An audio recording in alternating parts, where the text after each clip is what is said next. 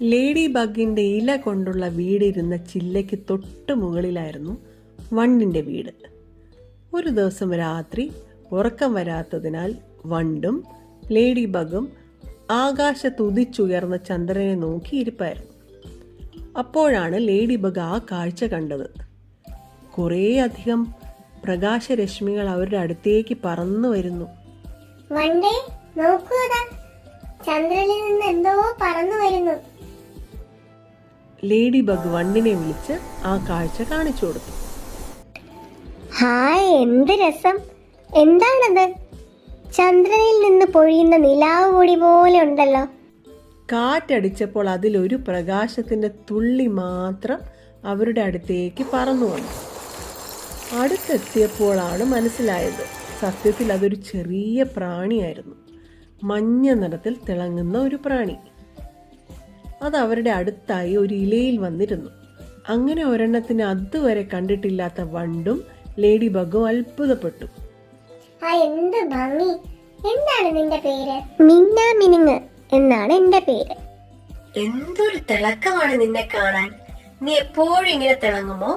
വണ്ട് ചോദിച്ചു. ഞാൻ എപ്പോഴും തിളങ്ങും, പക്ഷെ രാത്രി ആയാലേ തിളക്കം നന്നായി കാണാൻ പറ്റും. എനിക്കും വണ്ടിനും ഒന്നും ഇങ്ങനെ തിളങ്ങാൻ പറ്റില്ല. ഇതാ വീട്ടിൽ ചേട്ടനെ കണ്ടോ? ചേട്ടന് നിന്നെ പോലെ തിളങ്ങാൻ പറ്റില്ല.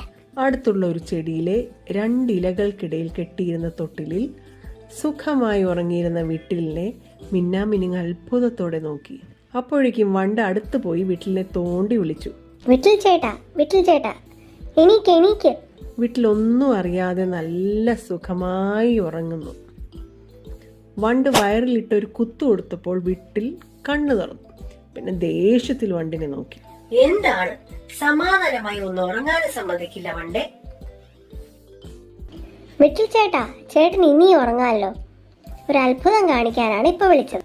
എന്താ അത്ഭുതം? ഇതാ ഈ തിളങ്ങുന്ന പ്രാണിയെ ചേട്ടൻ കണ്ടിട്ടുണ്ടോ? കണ്ടല്ലോ, ഇതൊരു മിന്നാമിനുങ്ങല്ലേ. ഇതാണോ അത്ഭുതം?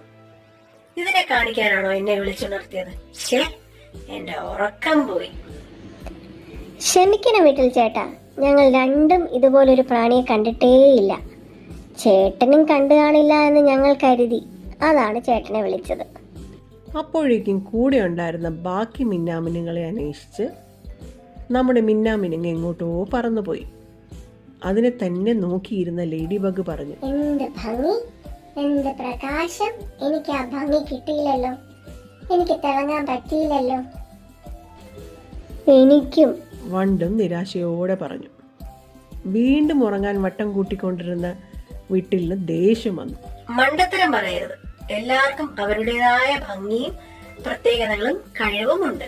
എന്ത് ഭംഗിയാണ് നിന്റെ ചുവപ്പിൽ കറുത്ത പുള്ളികളെ കാണാൻ. അത് ആ മിന്നാമിനുങ്ങിനുണ്ടോ? ഈ വണ്ടുണ്ടാക്കുന്ന ശബ്ദം, അവന്റെ സ്പീഡ് ആ മിന്നാമിനുങ്ങിനുണ്ടോ? എന്നെ പോലെ വേഗത്തിൽ ഉയരത്തിൽ ചാടാൻ ആ മിന്നാമിനുങ്ങിന് പറ്റുമോ? നമ്മുടെ ചിത്രശലഭത്തിന്റെ വർണ്ണാഭമായ ചിറകുകൾ ആ മിന്നാമിനുങ്ങിനില്ലല്ലോ. ഉണ്ടോ? ഇല്ല. അപ്പോൾ അവർക്കുള്ളത് നമുക്ക് വേണമെന്ന് ആഗ്രഹിക്കാതെ ഉള്ള ഭംഗിയിലും കഴിവിലും തൃപ്തിപ്പെടുക, വിശ്വസിക്കുക. ശരി വെച്ചു ചേട്ടാ.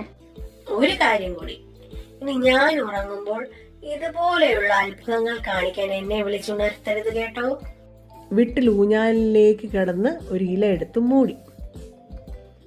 ശരി വെച്ചു ചേട്ടാ, നന്ദി. ഞങ്ങൾ ഉറങ്ങാൻ പോട്ടെ. മറുപടിയില്ല. അപ്പോഴാണ് അവർ കണ്ടത്, വീട്ടിൽ ചേട്ടൻ ഇലയൂഞ്ഞാലിൽ കിടന്ന് സുഖമായി ഉറങ്ങിക്കഴിഞ്ഞു.